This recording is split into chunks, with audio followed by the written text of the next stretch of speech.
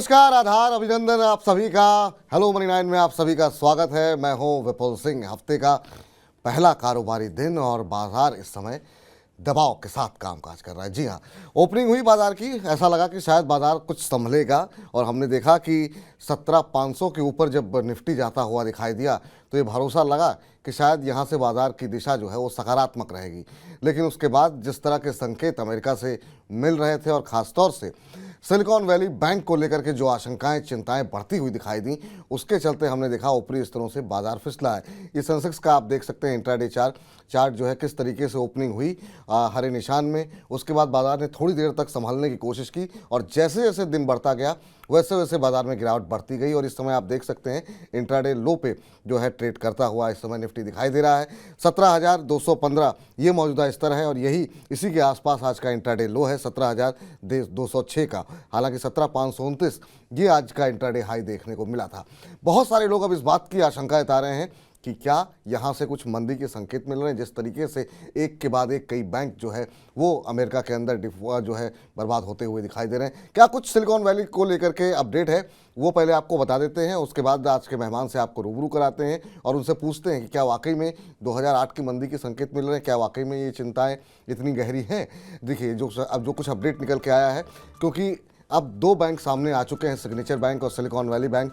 अब ये संकट आ रहा है कि कई और बैंकों के सामने जो है वो इस तरह की समस्याएं आ सकती है।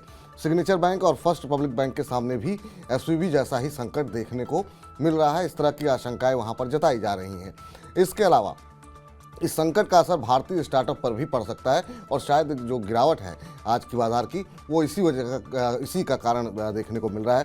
नज़ारा टेक की दो कंपनियों में करीब 64 करोड़ रुपया जो है वो एसवीबी में डिपॉजिट है। क्या होगा उसका भविष्य, इसको लेकर के आशंकाएं हैं और बहुत सारे स्टार्टअप में पैसा जो है वो हम देख रहे हैं कि इन तमाम बैंकों का लगा हुआ है। अब वो सरकार जो है बैठक करेगी इन तमाम स्टार्टअप्स के साथ ताकि इस बात का आकलन किया जा सके कि भारतीय अर्थव्यवस्था पे और भारतीय कंपनियों पर इसका किस तरीके का असर देखने को मिलेगा।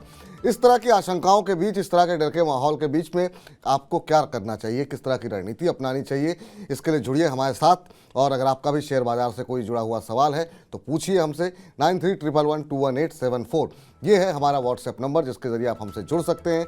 अपना सवाल विस्तार से लिखें, कितने शेयर आपने ले रखे हैं या कितने शेयर आप लेना चाहते हैं, किस भाव पे लिए हुए हैं, कितने समय का नज़रिया आपका है, क्या इस समय शेयर खरीदना चाहिए या नहीं चाहिए। इन तमाम प्रश्नों के उत्तर हम आपको देंगे। इसके अलावा व्हाट्सएप नंबर के अलावा हमारा ये ईमेल आईडी है, उसके ज़रिए भी आप अपने प्रश्न हमसे पूछ सकते हैं। सवाल डिटेलिंग के साथ देंगे तो हमारे आज के जो मेहमान होंगे वो आपको उतने ही विस्तार पूर्वक तरीके से उत्तर देंगे। चलिए अब वक्त हो गया है रूबरू कराने का। आज के हमारे खास मेहमान संतोष सिंह जी हमारे साथ मौजूद हैं आज की इस चर्चा में शामिल होने के लिए JRK सिक्योरिटी से। संतोष जी बहुत बहुत स्वागत है सर आपका। और जब भी आप जुड़ते हैं तो बहुत ही आनंद आता है और बहुत हमारे जो दर्शक होते हैं वो आपकी एडवाइस से काफ़ी लाभान्वित होते हैं। अभी की जो स्थिति है और जिस तरीके के डेवलपमेंट हो रहे हैं और जो तमाम आशंकाएं लोगों के मन में, निवेशकों के मन में खासतौर से इस तरह की आ रही है, क्या ये शुरुआत 2008 की तर्ज पर हो रही है? क्या वाकई में इतना पैनिक करने की आवश्यकता है या आपको लगता है पेशेंस दिखाना चाहिए? और अभी जो कि तमाम बैंकों की तरफ से भी इस तरह के स्पष्टीकरण आए हैं, भारतीय जो बैंक हैं, कि इस तरह का संकट भारत में नहीं होगा। आप ओवरऑल कैसे देख रहे हैं और इसका कितना असर, कितना निगेटिव इम्पैक्ट जो है वो भारतीय शेयर बाज़ारों पर देखने को मिलेगा? आज भी हम देख रहे हैं करीब 1.25% के आसपास की गिरावट जो है वो निफ्टी में आ चुकी है। Thank you Vipil ji for having me on your show. It's my privilege to be here. सबसे पहली चीज बात करें कि जो सिलिकॉन वैली बैंक का जो फॉलो हुआ है वो क्या है। वो एक्चुअल में अगर आप देखें तो एसेट लायबिलिटी मिसमैच का नतीजा है और बढ़ती हुई महंगाई दर में कह लें कि जो खामियाजा होता है और बढ़ती हुई इंटरेस्ट दरों के कारण जो पहला कैजुअलिटी हुई है वो हमें दिख रही है कि ये बैंक है। तो मुझे लग रहा है कि एसेट लायबिलिटी मिसमैच है, न कोई स्कैम है। तो और अगर किसी भी बैंक के पास इस तरह के डिपॉजिटर्स अगर पहुंच जाएं तो उस बैंक के लिए एक बड़ा प्रॉब्लम हो सकता है।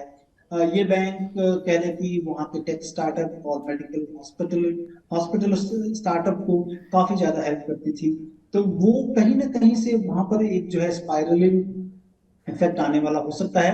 लेकिन अगर आप देखें फेड की तरफ से जो सारे स्टेप्स लिए जा रहे हैं वो इसलिए लिए जा रहे हैं कि इसका कहीं ना कहीं कैस्केडिंग इफेक्ट पूरी इकोनॉमी पे, फाइनेंशियल सिस्टम पे ना पड़े, और जिसका खामियाजा सारे लोगों को भुगतना पड़ेगा। और इसी डर के मारे अगर आप देखें, दुनिया में दो दिनों से पूरे यूरोप में कह लें, यूएस मार्केट में कह लें, तकरीबन $100 बिलियन का बैंकिंग स्टॉक्स में लॉस देखने को मिला है। बहुत दिनों तक शायद ये चीजें ना रहें। और इसमें एक जो सबसे जो लाइट इन द टनल दिख रही है कि फेड चेयरमैन के ऊपर ये प्रेशर हो जाएगा कि अब शायद वो उतनी अग्रेसिवली इंटरेस्ट रेट को ना बढ़ाएं। लेकिन कहते हैं कि तूफान में जो है कमजोर जो पेड़ होते हैं वो पहले गिरते हैं। तो कमजोर कड़ी जो है वो सामने आने लगी है। मुझे लगता है कि बहुत दिनों तक तो नहीं होगा ये, लेकिन हाँ, थोड़ा इंतजार जरूर करना होगा कि इस कड़ी में और कौन कौन से लोग आते हैं।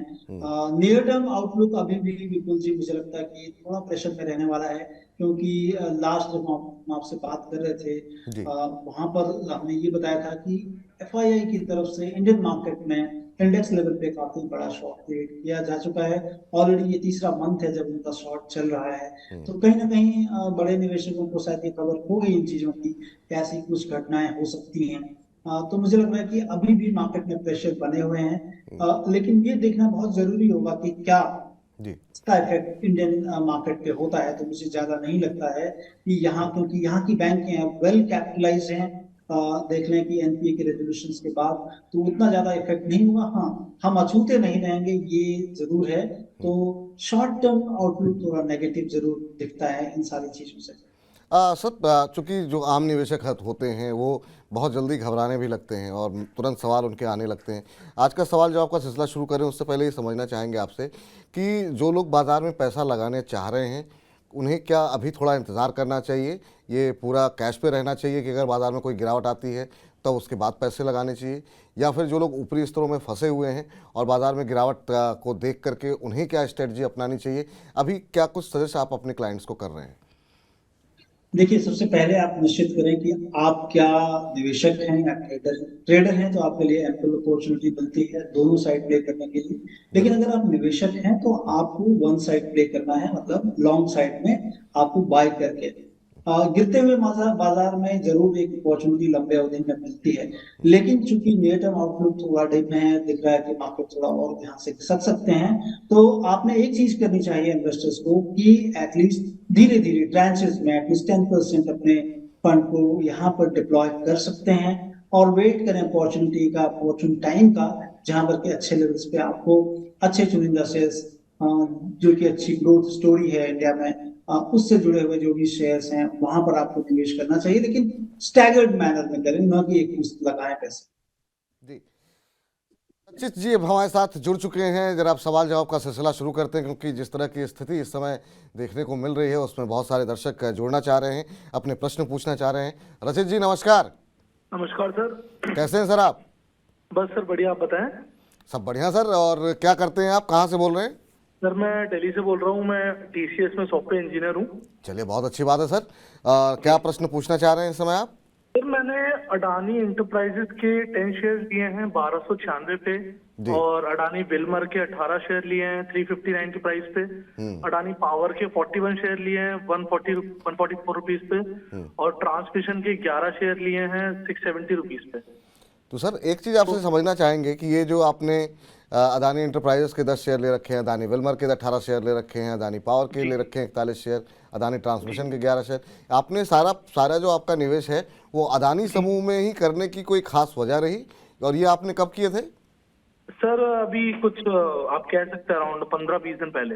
15-20 दिन पहले। तो ये जो गिरावट आई उसके बाद आपको लगा कि शायद यहाँ अपॉर्चुनिटी बन रही है, इसलिए यहाँ पे पैसे लगाने जी चाहिए। जी जी जी सर, जी सर। अभी क्या नजरिया है सर, कितने समय तक होल्ड कर सकते हैं आप? मिनिमम 4 महीने 5 महीने, मैक्सिमम 6 महीने तक मैं होल्ड कर सकता हूँ। 4-5-6 महीने का नजरिया है।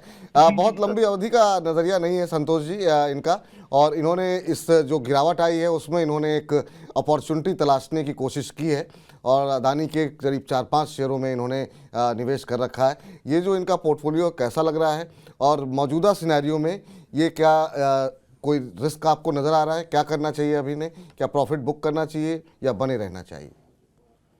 देखिए, बाय एंड लार्ज मुझे लगता है कि इनको प्रॉफिट बुक कर लेना चाहिए, और अडानी ग्रुप के समूह की कंपनियों में अगर आपको निवेश करना है तो मुझे लग रहा है कि वहां पर जो अच्छी कंपनियां हैं, और अच्छी तो सारी ही है, मतलब वैल्यूएशन एक कंसर्न डेफिनेटली है इनकी बहुत सारी कंपनियों में। तो वैल्यूएशन जहां पर कंसर्न है, मुझे लगता है वहां से दूरी बनाए रखें।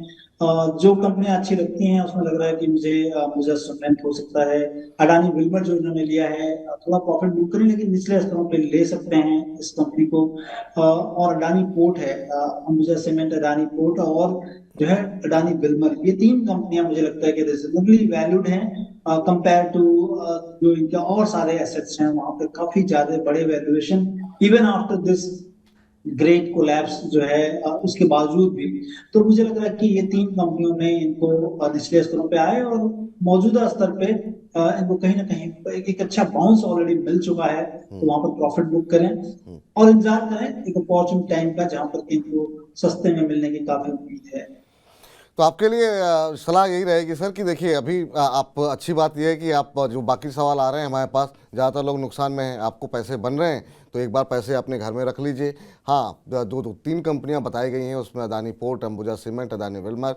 यहाँ पर आप चाहें तो और नीचे गिरावट अगर आती है, क्योंकि स्थिति बाजार की अभी थोड़ी सी संशयपूर्ण है, तो नीचे जो है एक बार चाहें तो आप फिर से एंट्री कर सकते हैं। अभी के लिए अपने पैसे को सुरक्षित कर लें, क्योंकि बाजार में काफ़ी ज़्यादा वॉलेटिलिटी देखने को मिल रही है और रोज़ रोज़ नई नई खबरें आ रही हैं, तो एक बार पैसे अगर मुनाफा मिल रहा है तो बुक कर लीजिए, वो आपके लिए सही रहेगा। इस बीच राकेश कुमार जी ने हमें प्रश्न भेजा है यूट्यूब के माध्यम से, इनका प्रश्न आया है और ये जानना ये चाह रहे हैं कि क्या ये एनसीसी वोडाफोन आइडिया मौजूदा स्तर पे ले सकते हैं। स्विंग ट्रेडिंग के लिए मैं वर्तमान स्तर पर एनसीसी के लिए और वोडाफोन के लिए आपका ये व्यू जानना चाह रहे हैं, और साथ ही साथ कह रहे हैं कि मुझे अगले 5 साल के लिए अगर आप कोई 5-10 शेयर बता दें तो अच्छी बात है।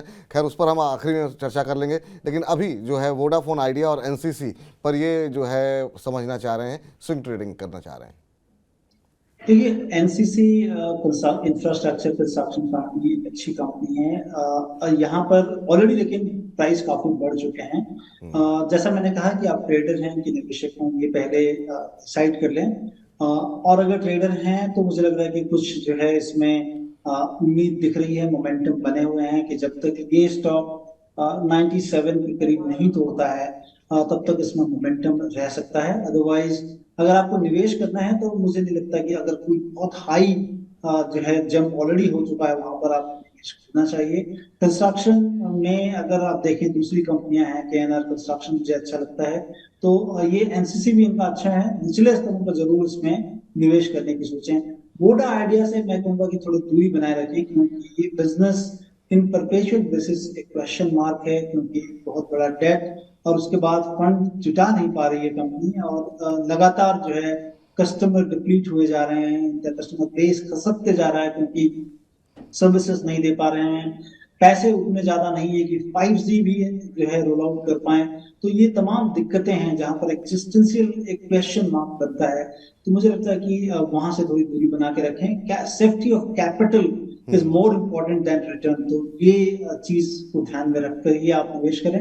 एनसीसी इनकी एक अच्छी कंपनी है, निचले स्तरों पर जरूर इसमें निवेश करना चाहिए। एनसीसी भी कर सकते हैं सर निचले स्तरों पर, लेकिन अभी काफ़ी तेज़ी आ चुकी है। लेकिन वोडाफोन आइडिया अभी रुक जाइए सर, अभी यहाँ पर भी बहुत सारी चिंताएं, आशंकाएं जो है वो बनी हुई हैं। अभी 5G रोल आउट कैसे करते हैं उसको लेकर के भी चिंताएं हैं, तो अभी यहाँ पर अवॉइड कीजिए। एनसीसी में लोअर लेवल पे आप एंट्री ले सकते हैं। चलिए अगले दर्शक के पास चलते हैं जिन्होंने यूट्यूब के माध्यम से प्रश्न पूछा है। रंजीत भाटिया जी कह रहे हैं कि सर आईडीएफसी लिमिटेड के ऊपर संतोष जी से पूछिए कि लॉन्ग टर्म व्यू क्या है। अभी हम देख रहे हैं कि आईडीएफसी लिमिटेड करीब 76-77 के आसपास ट्रेड करता हुआ दिखाई दे रहा है, और पिछले अगर 6 महीने में भी देखें तो बहुत एक दायरे में ही है, 60-70-75 के आसपास। ये देखिए कि हालांकि हमने देखा कि एक रैली यहाँ पर वीकली चार्ट पर हम देख रहे हैं देखने को मिली थी, लेकिन अब पिछले काफ़ी समय से जो है वो थोड़ा सा कंसोलिडेशन इन लेवल्स के आसपास करता हुआ दिखाई दे रहा है। लॉन्ग टर्म व्यू सर कैसे देख रहे हैं आप? देखिए, सबसे पहली चीज कि इसमें उनको एक जो है स्टॉप लॉस जरूर बना के रखें। 76 का भाव है अभी, 76-77 के आसपास। 72 बाय क्लोजिंग बेसिस एक स्टॉप लॉस जरूर मेंटेन कर लें। कंपनी के पास म्यूचुअल फंड बिजनेस है जिसपे उन्होंने बेचा था, और उसके बाद एक मोटी रकम जो है अपने इन्वेस्टर्स को में पे की थी, और उसके बाद हम थोड़ा सा इसमें डाउन साइड दिख रहे हैं। मुझे लगता है कि आईडीएफसी अब लिमिटेड अगर देखना है तो उससे बेटर है कि आईडीएफसी बैंक को देखा जाए। बट लेकिन अगेन आईडीएफसी बैंक भी कह लें कि अगर बैंकिंग में ही निवेश करना है तो ये उतना अच्छा बैंक मुझे नहीं लगता है। आपको अगर बैंकिंग में रहना है तो एचडीएफसी बैंक, आईसीआईसीआई बैंक, ये प्राइवेट सेक्टर में अच्छे बैंक हैं जहां पर कि निवेश करने की सोचनी चाहिए निचले स्तरों पे। अभी चूंकि बैंकिंग को लेके इतना बड़ा बज है मार्केट में, तो just avoid, let the dust settle. अभी थोड़ा सा जो है कह लें कि तूफान को थमने दें और उसके बाद निवेश करें, क्योंकि लगता है कि आपको बहुत सस्ती चीजें मिल सकती हैं। तो बाय एंड लार्ज मेरा ये व्यू इस स्टॉक को। तो इंतज़ार करिए सर थोड़ा सा, मतलब जो है ख़ास तौर से जो करंट सिनेरियो है उसमें आपको जो चीज़ आपको अगर 100 रुपये की मिल रही है और वो थोड़ा सा वेट करने पे अगर 60-70 रुपये की मिल जाए, 80 रुपये की मिल जाए तो क्या बुराई है। थोड़ा सा इंतज़ार कीजिए, अभी कैश पर ही रहिए जिस तरह की स्थिति परिस्थितियाँ बनती हुई दिखाई दे रही हैं।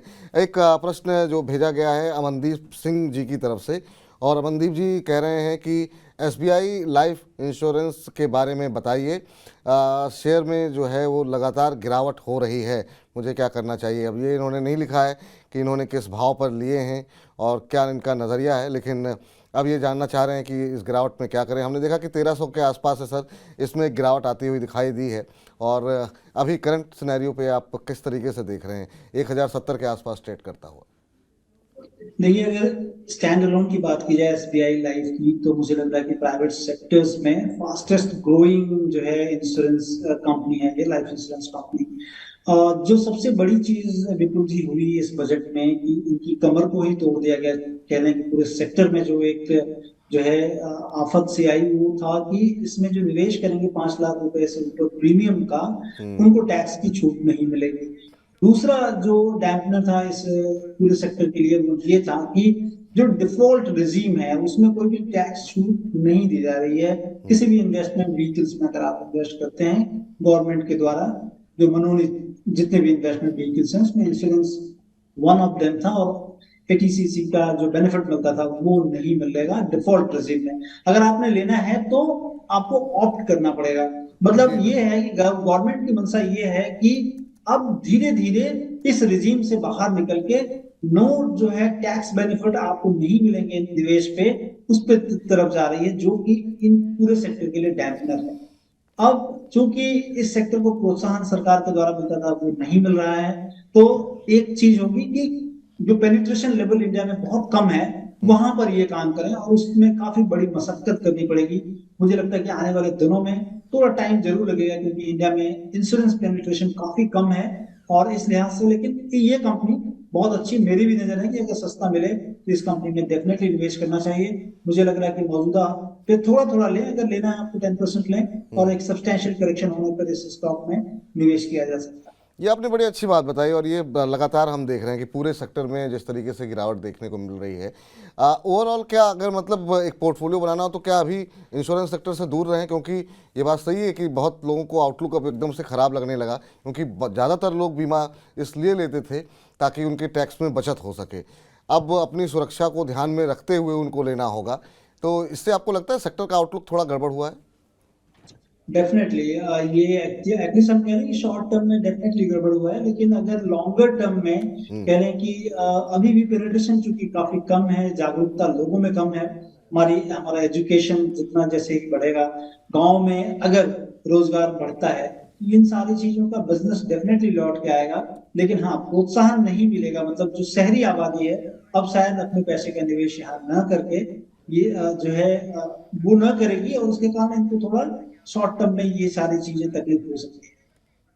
जी, चलिए इस बीच जो तमाम हमारे दर्शक हैं जो हमें प्रश्न भेज रहे हैं व्हाट्सएप के माध्यम से, कई बार जो हमारी टीम है उनकी ये शिकायत आ रही है कि आप लोग अपने प्रश्न भेजते हैं, आपसे बातचीत भी होती है, लेकिन जिस समय कार्यक्रम चल रहा होता है उस समय आप लोग फ़ोन नहीं उठाते हैं। तो समय निकाल करके जब आप प्रश्न भेज रहे हैं तो अपने प्रश्न को पूछने के लिए एक्सपर्ट के साथ कम से कम फ़ोन तो उठा ही लिया कीजिए। चलिए इस बीच टेकपाल जी ने हमें एक प्रश्न भेजा है और उनका प्रश्न अब कार्यक्रम में शामिल करते हैं। और टेकपाल जी जानना चाह रहे हैं कि मौजूदा स्थिति में क्या बायोकॉन के शेयर कैसे रहेंगे। बायोकॉन में सर बहुत तमाम एनालिस्ट ऐसे हैं जो उनका ये कहना है कि बायोकॉन से बेहतर विकल्प सिंजीन हो सकता है। आप कितने सहमत हैं इससे? आज 2.5% के आसपास की गिरावट हम देख रहे हैं बायोकॉन के शेयर में देखने को मिल रही है, और ऊपरी स्तरों से ठीक ठाक करेक्शन यहाँ पर आ चुका है। करीब 300 रुपये से गिरते गिरते अब ये हम देख रहे हैं कि 200 के आसपास पहुँच गया है। आप कैसे देख रहे हैं इसको? देखिए, बायोकॉन में कुछ मुश्किलें हैं। देखिए, लास्ट क्वार्टर के जो हम देख रहे थे उसमें कंपनी ने लॉस पोस्ट किया। सरप्राइजिंगली ये काफी बड़ा मार्केट के लिए जो है एक हिट था, और मार्केट को शायद इसकी भनक हो गई, क्योंकि अगर इसके स्टॉक प्राइस में देखें तो लगातार स्टॉक प्राइस में हमने गिरावट देखी है। तकरीबन 400 के लेवल से गिरते गिरते 220 रुपए के आसपास आ चुका है। मुझे लग रहा है कि इस तरह के फंडामेंटल्स जहां पर भी हों, डेफिनेटली वहां से थोड़ी दूरी बनाए रखी जाए। और ओवरऑल मुझे लग रहा है कि अभी भी क्योंकि रिसेशनरी इन्वायरमेंट है, तो वहां पर मुझे लग रहा है कि जितने भी ये दवा की कंपनियां हैं शायद उतना ज्यादा अच्छा ना करें। जब तक कि कोई भी जो है एपिडेमिक जैसी चीजें नहीं होती हैं, तब तक मुझे लगता है कि दूरी बनाई रखें। इसमें ऑन्कोलॉजी की कुछ चीजें जो है परमिशन शायद पेंडिंग थे, अभी तक वो चीजों पर काम नहीं कर पाई है कंपनी। वो जब होता है तो कोई ट्रिगर उसमें आएगा तभी आप लें, अदरवाइज मुझे मेरी तरफ से पूरी तरह से अवॉइड करने की सलाह। तो अवॉइड करने की सलाह है सर अभी। माफ कीजिएगा, अभी जो है यहाँ पर बहुत सारे विकल्प हैं आपके पास, तो यहाँ पर आप अवॉइड कीजिए। तमाम सारे दिक्कतें हैं जिसकी वजह से आपको नुकसान हो सकता है। अगले दर्शक के पास चलते हैं, और अगले दर्शक ने जो हमें सवाल भेजा है हम चाहेंगे कि ज़रा उसको स्क्रीन पर लेकर के आया जाए। और यहाँ पर वाईके देशवाल जी ने, वाईपी देहवाल जी ने प्रश्न भेजा है, और ये दिल्ली से इन्होंने अपना प्रश्न भेजा है। इनके पास HIL के शेयर इन्होंने ले रखे हैं सर, और 3150 रुपये के भाव पे इनकी खरीद है। अब ये जानना ही चाह रहे हैं कि क्या अभी जो 2200-2300 के आसपास, क्या मुझे इसमें एवरेज करनी चाहिए? नज़रिया इन्होंने 1 साल का अपना बताया है कि 1 साल का इनका नज़रिया है। क्या करंट लेवल पे ये एवरेज कर सकते हैं? थोड़ा थोड़ा डेफिनेटली करें। नंबर्स में थोड़ी सी जो है हम कह लें कि गिरावट देखने को मिली थी, और उसका जो है खामियाजा काफी ज्यादा भुगतने को मिला है। और ये छोटे और मझोले शेयर में ये प्राय देखा जाता है कि अगर नंबर्स में थोड़ी सी भी जो है कमी आती है, तो उनके स्टॉक प्राइस में उससे कई गुना ज्यादा कमी आ जाती है। हैदराबाद इंडस्ट्री के नाम से पहले था ये शेयर, और काफी अच्छी कंपनी है।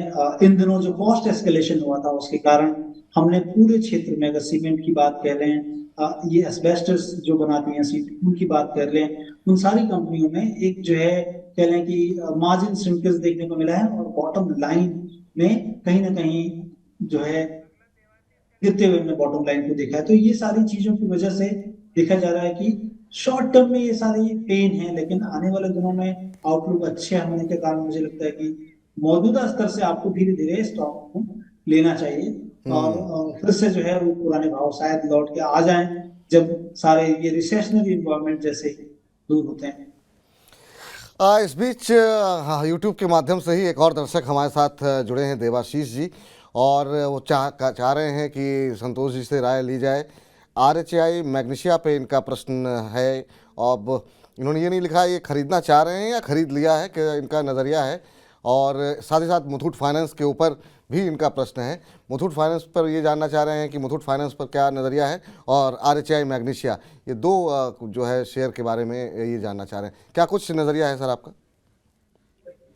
देखिए, मुझे लगता है कि जैसा कि अभी हम बात कर रहे थे कि फाइनेंशियल सेक्टर में एक बड़ी सुनामी के थ्रू जो है यूएस मार्केट गुजर रहा है, और हम उसका पॉपुलेशन इफेक्ट थोड़ा शायद देख सकते हैं।